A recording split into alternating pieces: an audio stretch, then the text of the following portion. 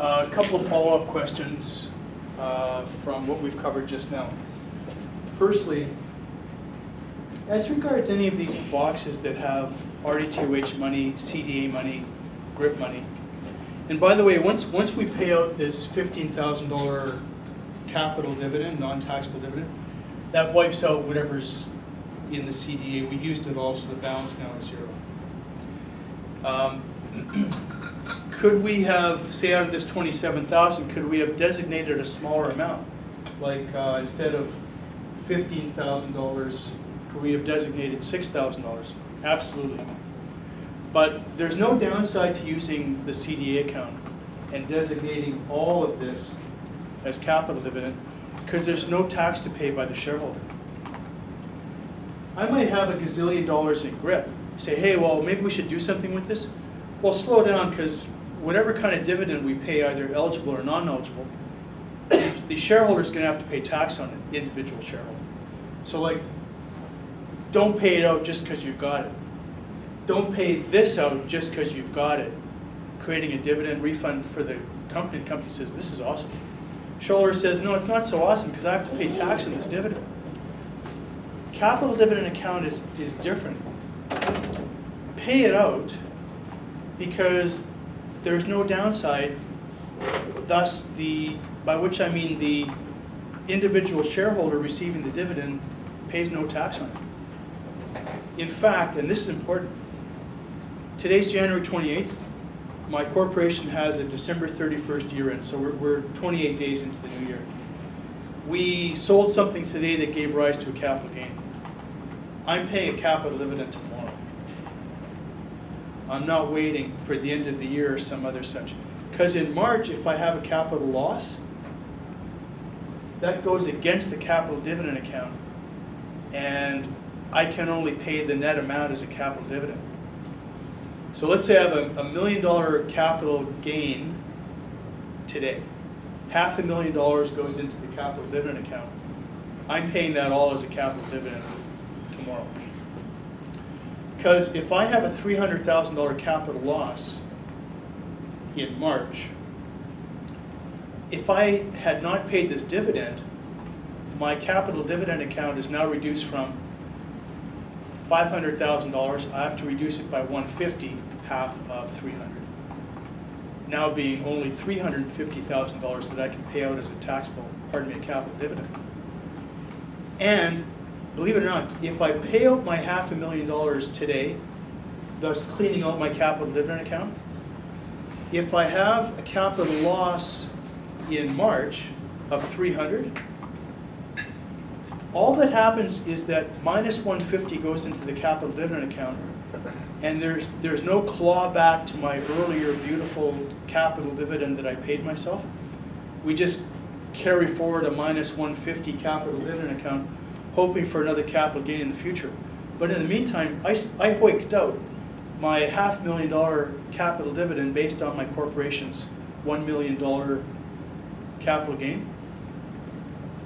Smart lawyers, therefore, as soon as they're papering the transaction for whatever got sold, they say to the shareholder, oh, and by the way, let's also, while we're creating paper, let's do a dividend a resolution right now to pay out the capital gain, the capital dividend, based on how much the accountant tells us the capital gain is. Immediately, please, before the corporation incurs any capital loss going forward. Is that okay?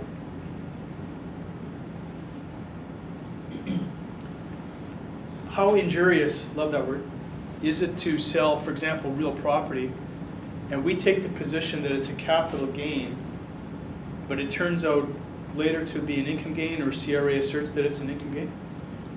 Pretty injurious, because, and I'll use big numbers just to make a point.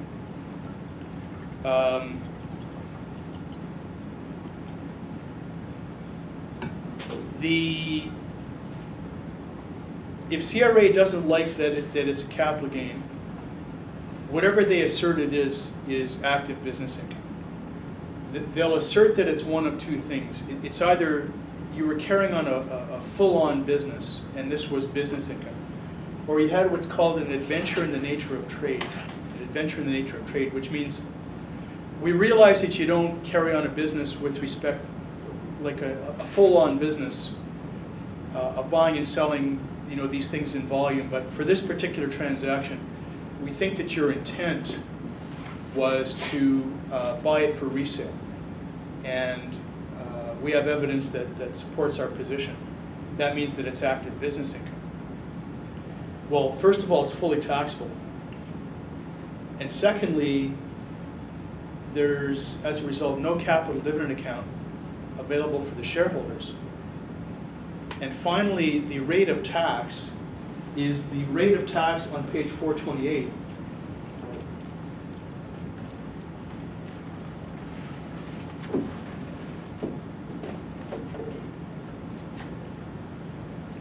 And in this example, let's say that the numbers are big enough, or the corporation is big enough that it doesn't get any small business deduction, or at least not with respect to this particular income. Maybe the corporation also had $500,000 worth of active income from its regular business.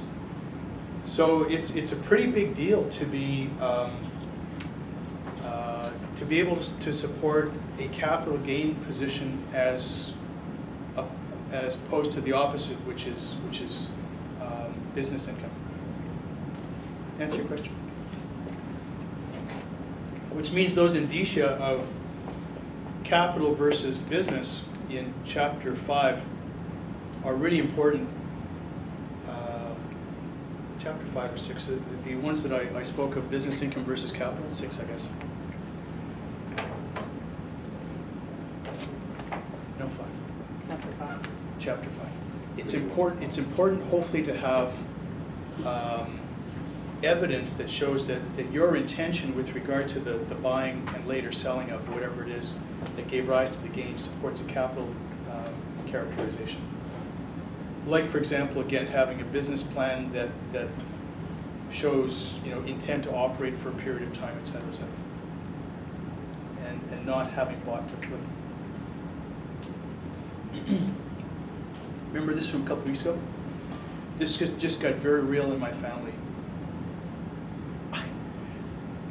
After going through this, I thought, you know what? I was probably a little bit harsh in how I described how I would feel if there was a situation like this.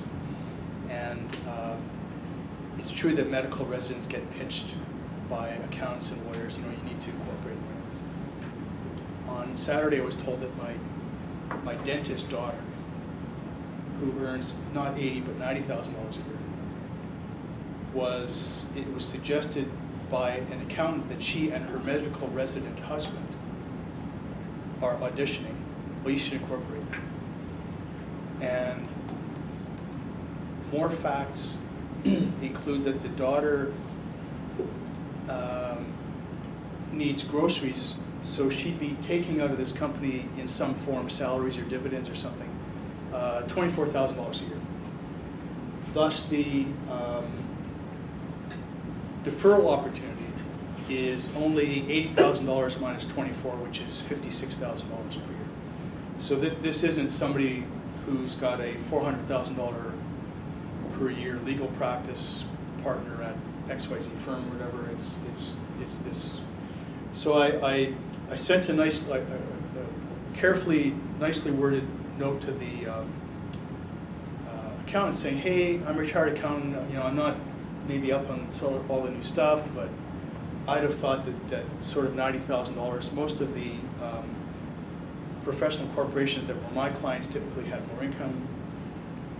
Plus, by the way, these people, the couple wanted to save for a house down payment, they've got student loans to pay off. Sort of how does a corporation sort of solve all that? So I'm hoping actually that the accountant comes back with some awesome answers that I'm able to share with you and honestly further your education.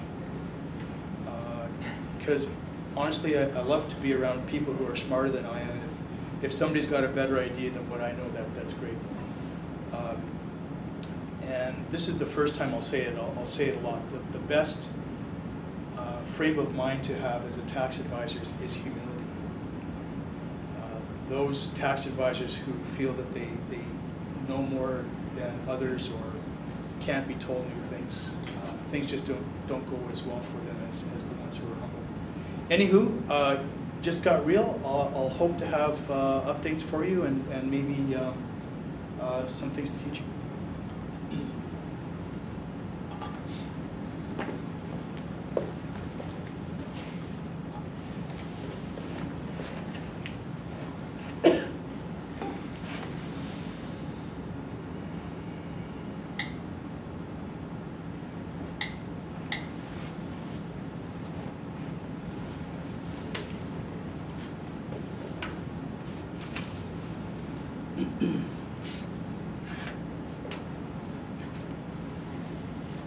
Let's look at a different example, different corporation.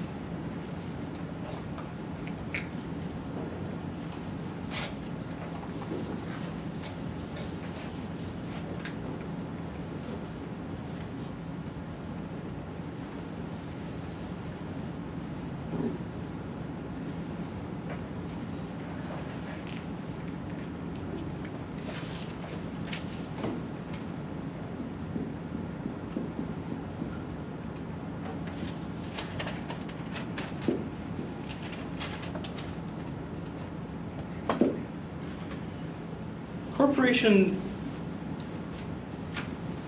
the accountant does the financial statements and comes back with this information that the corporation has retained earnings of $800,000.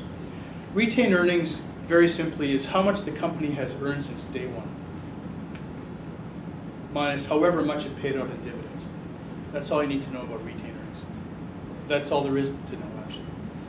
So from day one, how much did the company earn, after tax? Minus how much did it pay out, if anything, in dividends? Capital dividends, taxable dividends, whatever. Retained earnings. Corporation also has CDA of $300,000 and RDTOH of $80,000.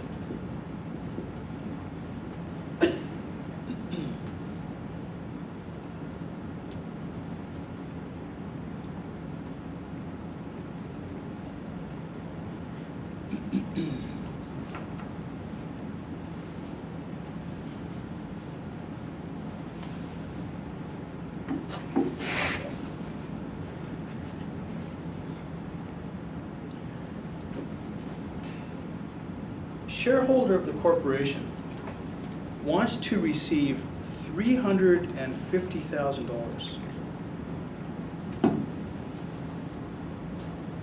Wants to receive $350,000, knows that some amount of that will be taxable, but that's the gross amount that the shareholder wants to take out.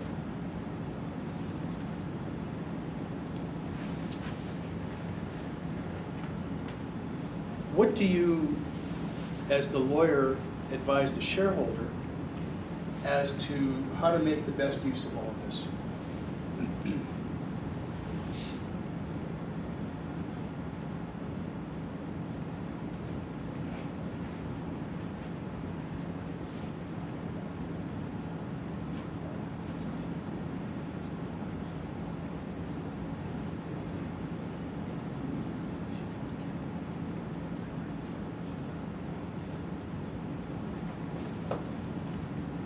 Which box has the chocolate-covered donuts? Yes. So if we're going to pay out $350,000,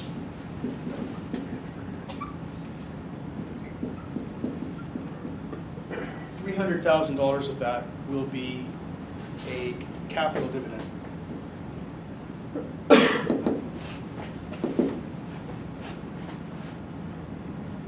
As you probably figured out, this $300,000 that's in here has already been multiplied by half to get there. The capital gain that gave rise to this in the first place was $600,000. $300,000 is half of that. Therefore, please be careful not to multiply this by 1/2. The capital dividend account already has only the taxable portion, actually the non-taxable 1/2 in it. Resist, please, the temptation to multiply it by 1/2. The accountant who determine the amount of the capital gain already multiplied by half to determine how much went in CDA and how much was subject to tax as AII, how much went into RDTOH, all that kind of stuff. So anything you get told about the capital dividend account is already 1/2. And well, the rest of it will be a capital dividend. Sorry, taxable.